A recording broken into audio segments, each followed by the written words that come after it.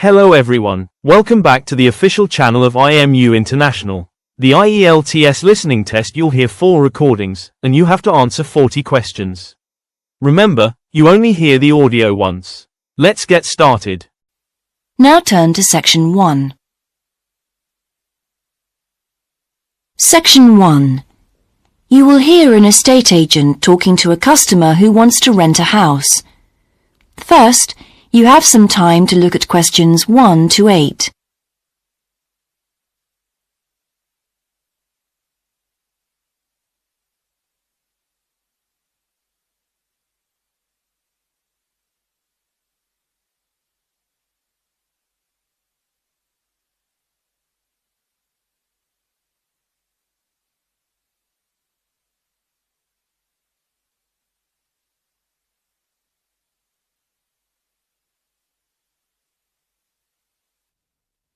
Now we shall begin. You should answer the questions as you listen, because you will not hear the recording a second time. Listen carefully and answer questions 1 to 8. Good morning. How can I help you? Hello. I'm interested in renting a house somewhere in the town. Right. Could I have your name, please? Yes, it's Stephen Godfrey. And tell me how many bedrooms you're looking for. Well, we'd need 4 because I'm going to share the house with 3 friends. OK. There are several of that size on our books. They mostly belong to families who are working abroad at the moment. What about the location? It'd be nice to be central. Oh, that might be difficult, as most houses of that size are in the suburbs. Still, there are a few. What's your upper limit for the rent? We'd like something around £500 a month, but we could go up to £600 if we have to. But we can't go beyond that. Do you know how long you want to rent the house for? The minimum let is 6 months, as you probably realise. We're at college here for 2 years, and we don't want to have to move during that time if we can avoid it. Right. And how soon do you want to move in? All our lets start on the 1st of the month. Well, as soon as possible, really, so that means September 1st. OK, let me have a look at what we've got. We have photographs of all the houses on our book, so you can get an idea of what they're like. There's this one in Oakington Avenue at £550 a month, combined living room and dining room with a separate kitchen. It doesn't have a garage, though you can park in the road. We'd prefer to have one if possible. Right. Then have a look at this house in Mead Street. It's got a very large living room and kitchen, bathroom, cloakroom. How much is it? That one's £580. It's very well furnished and equipped. It also has plenty of space for parking, and it's available for a minimum of a year. Oh, and there's a big garden. I don't think we could cope with that, to be honest. We'll be too busy to look after it. OK. Then there's this older house in Hamilton Road. Living room, kitchen, diner, and it has a study. £550 a month. That looks rather nice. But whereabouts in Hamilton Road? Towards the western end. Oh, that'll be very noisy. I know the area. Yes, it's pretty lively, but some people like it, though. Well, what about this house in Devon Close? That looks lovely. There's a big demand for houses in that area, so prices tend to be quite high. But this one hasn't been decorated for a few years, which has kept the rent down a bit. It's got a living room, dining room and small kitchen, and it's £595 a month. I think it would suit you from what you've said. It sounds fine. Before you hear the rest of the conversation, you have some time to look at questions 9 and 10.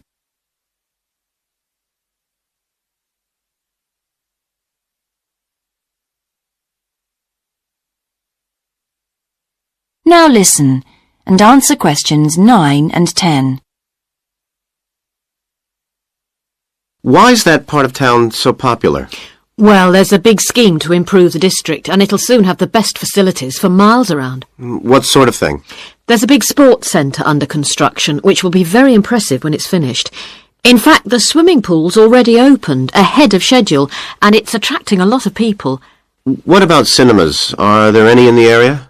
The only one closed down last year, and it's now in the process of being converted into a film museum. The local people are trying to get a new cinema added to the scheme.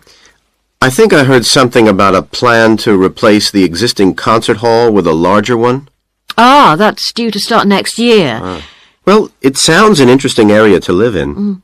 Could I go and see the house, please? Yes, of course. That is the end of section 1. You now have half a minute to check your answers.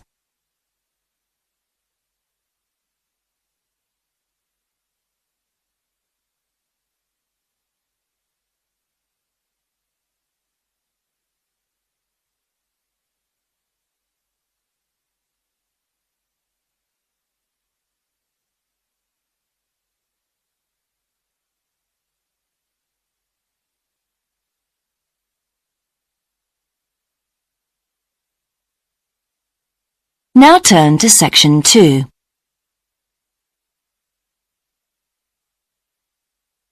Section 2. You will hear a man talking on the radio about a national arts centre.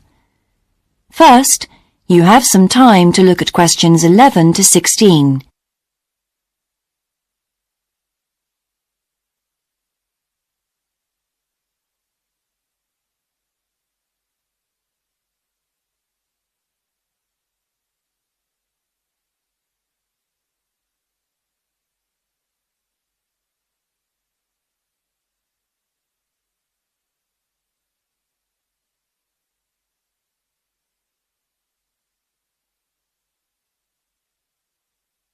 Now listen carefully and answer questions 11 to 16.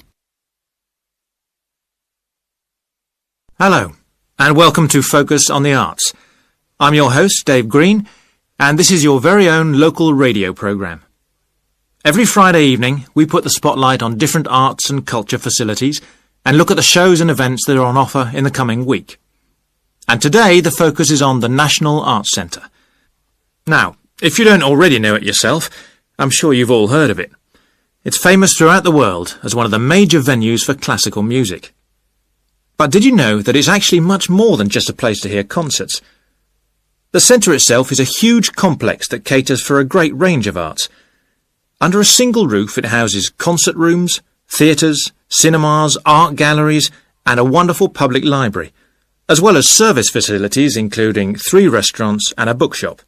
So, at any one time, the choice of entertainment there is simply enormous. So, how did they manage to build such a big arts complex right in the heart of the city? Well, the area was completely destroyed by bombs during the war in 1940. So the opportunity was taken to create a cultural centre that would be what they called the city's gift to the nation. Of course, it took a while for such a big project to get started, but it was planned in the 60s, built in the 70s, and eventually opened to the public in 1983. Ever since then, it has proved to be a great success. It's not privately owned, like many arts centres, but is still in public hands. It's run by the City Council. Both our National Symphony Orchestra and National Theatre Company were involved in the planning of the project, and they're now based there, giving regular performances every week. And as the centre is open 363 days of the year, there are plenty of performances to choose from. Before you hear the rest of the broadcast, you have some time to look at questions 17 to 20.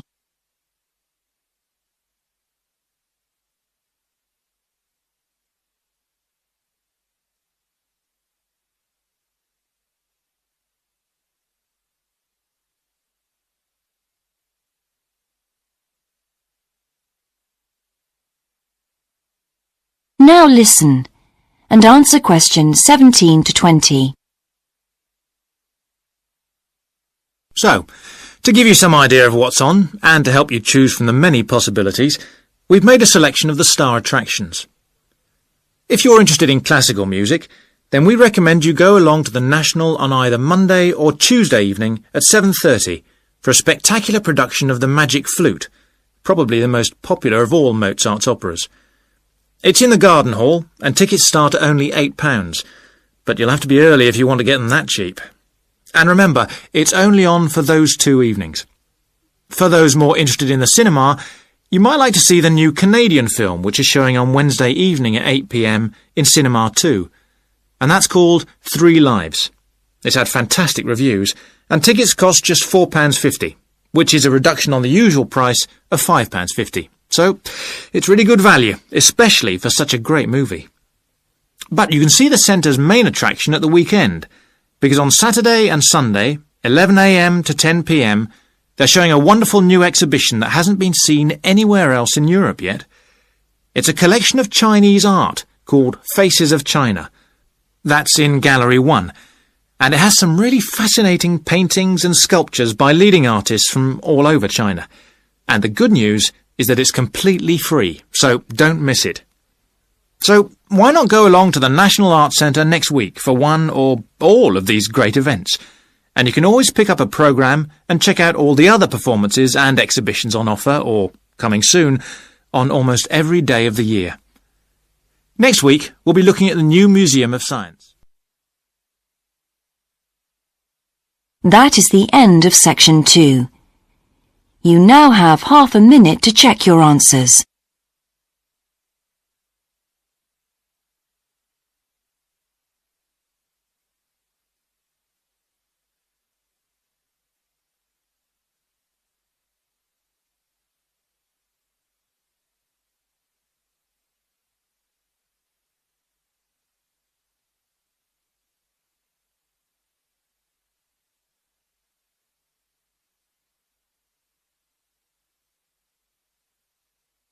Now turn to section 3.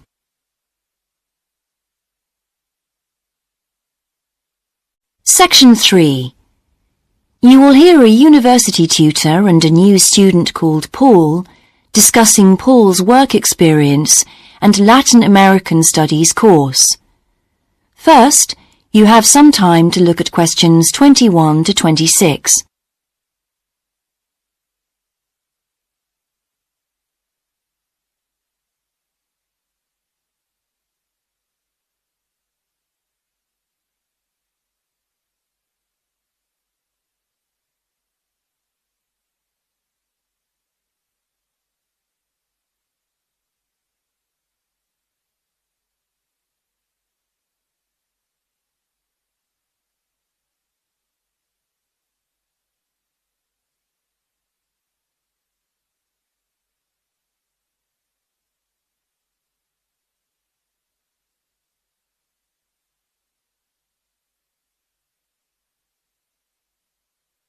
Now listen carefully and answer questions 21 to 26. I've been reading your personal statement, Paul. First, let's talk about your work experience in South America. What took you there? Was it to gain more fluency in Spanish? Well, as I'm combining Spanish with Latin American studies, my main idea was to find out more about the way people lived there. My spoken Spanish was already pretty good, in fact. So you weren't too worried about language barriers? No. In fact, I ended up teaching English there, although that wasn't my original choice of work. I see. How did you find out about all this? I found an agency that runs all kinds of voluntary projects in South America. What kind of work? Well, there were several possibilities. You mean construction, engineering work? Yes, getting involved in building projects was an option. Then there was tourism, taking tourists for walks around the volcanoes, which I actually chose to do, and then there was work with local farmers. But you didn't continue with that project. Why not? Because I never really knew whether I'd be needed or not. I'd thought it might be difficult physically, but I was certainly fit enough. Now, I wanted to do something that had more of a proper structure to it, I suppose. I get demotivated otherwise. What do you think you learned from your experience? It must have been a great opportunity to examine community life. Yes, but it was difficult at first to be accepted by the locals. It was a very remote village, and some of them were reluctant to speak to me, although they were always interested in my clothes and how much I had to pay for them. Well, that's understandable. Yes, but things soon improved. What struck me was that when people became more comfortable with me and less suspicious, we really connected with each other in a meaningful way. You made good friends? Yes, with 2 of the families in particular. Good. What about management? Did you have a project manager? Yes, and he gave me lots of advice and guidance.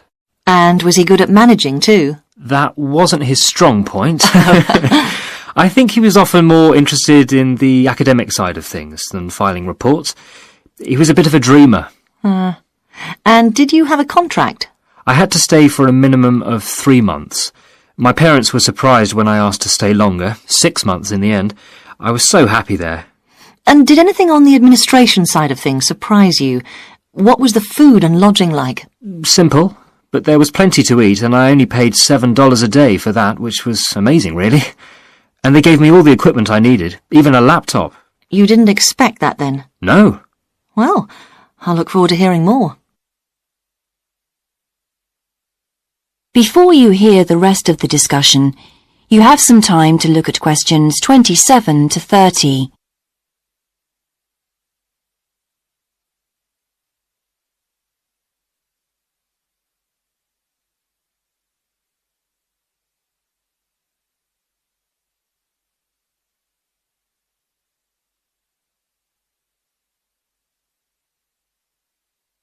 Now listen and answer questions 27 to 30. But now let's look at these modules. You'll need to start thinking about which ones you'll definitely want to study. The first one here is Gender Studies in Latin America. It looks at how gender analysis is reconfiguring civil society in Latin America. Women are increasingly occupying positions in government and in other elected leadership positions in Latin America. I think you'd find it interesting. If it was to do with people in the villages rather than those in the public sphere, I would. OK. What about second language acquisition? Do you think I'd find that useful? Well, you've had some practical experience in the field. I think it would be. I hadn't thought about that. I'll put that down as a definite then. OK. What about Indigenous women's lives? That sounds appropriate. I thought so too, but I looked at last year's exam questions and that changed my mind. Don't judge the value of the course on that. Maybe talk to some other students first, and we can talk about it again later. OK. Yes, and lastly, will you sign up for Portuguese lessons? My Spanish is good, so would I find that module easy? Not necessarily. Some people find that Spanish interferes with learning Portuguese, getting the accent right too. It's quite different in a lot of ways. Well, I'd much sooner do something else then. All right. Now, what we need to do is make a... That is the end of section 3. You now have half a minute to check your answers.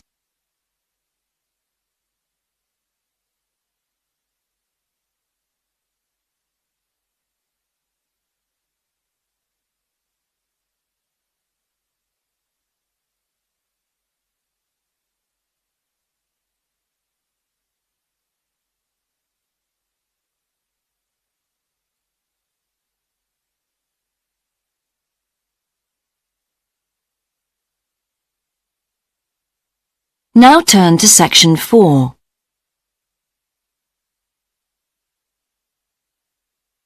Section 4. You will hear a lecture about success in business systems. First, you have some time to look at questions 31 to 40.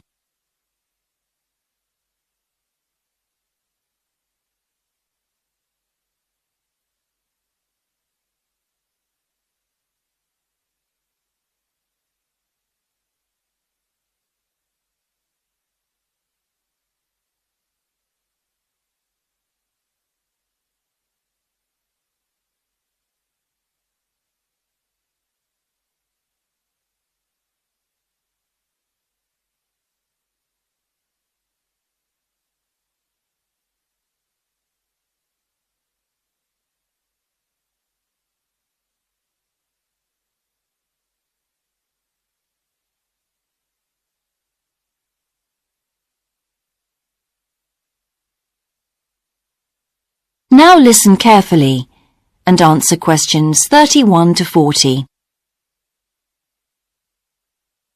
Good morning, everyone. In the last few lectures, I've been dealing with business finance, but now I'm going to move on to business systems. And in today's lecture, I'm going to talk about what can go wrong when businesses try to copy their own best practices.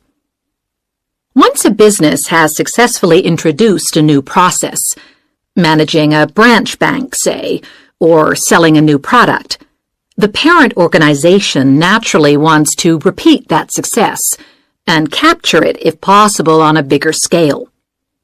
The goal, then, is to utilize existing knowledge and not to generate new knowledge. It's a less glamorous activity than pure innovation, but it actually happens more often, as a matter of fact.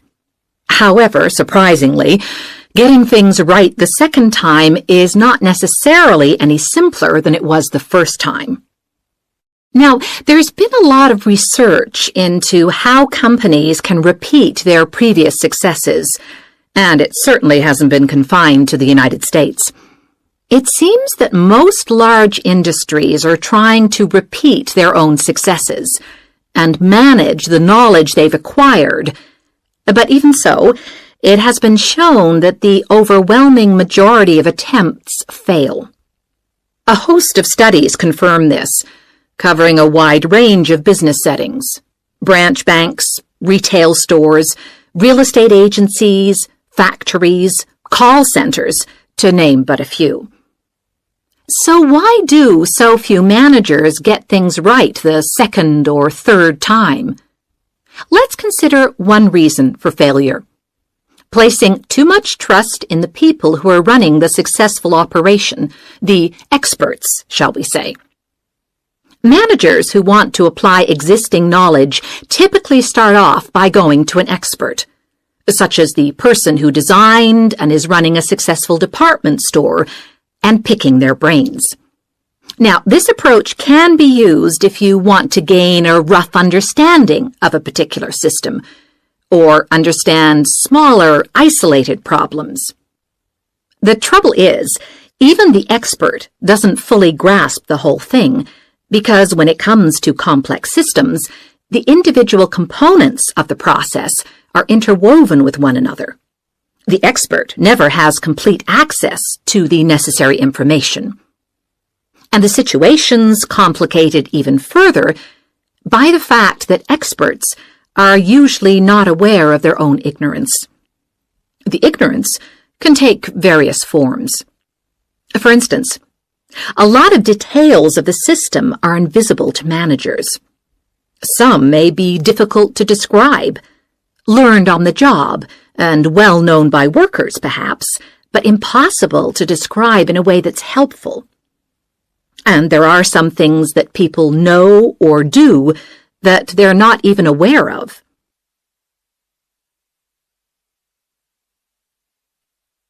Now, let's consider two types of mistake that can occur when a manager actually starts to set up a duplicate system to replicate a successful process. Firstly, perhaps he forgets that he was just trying to copy another process and starts trying to improve on it. Another mistake is trying to use the best parts of various different systems in the hope of creating the perfect combination. Unfortunately, attempts like these usually turn out to be misguided and lead to problems. Why? Well, for various reasons. Perhaps there weren't really any advantages after all, because the information wasn't accurate.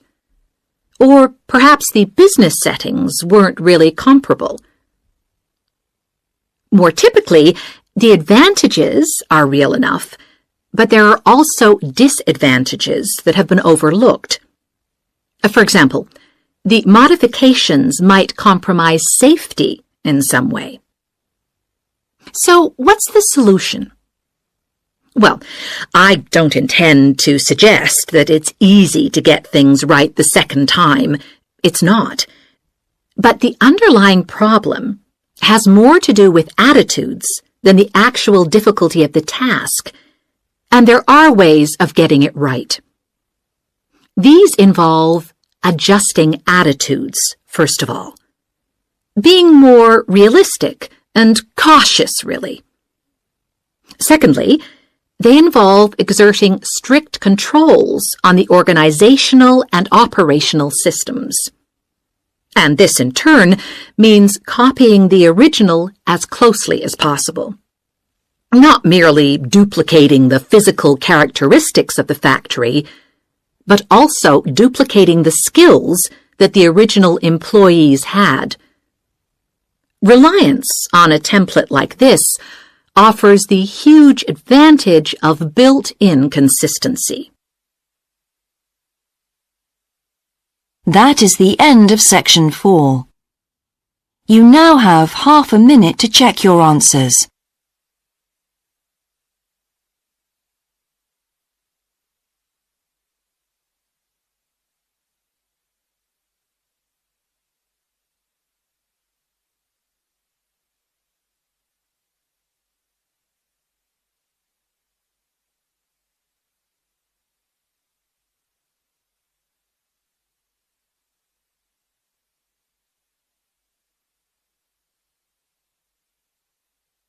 That is the end of the listening test.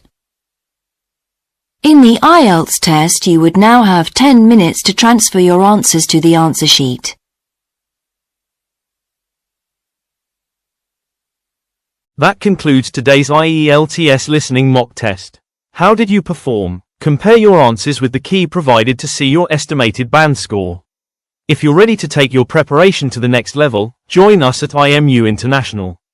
From intensive IELTS workshops to free student visa consultancy, we provide the expert guidance you need to succeed in 2026.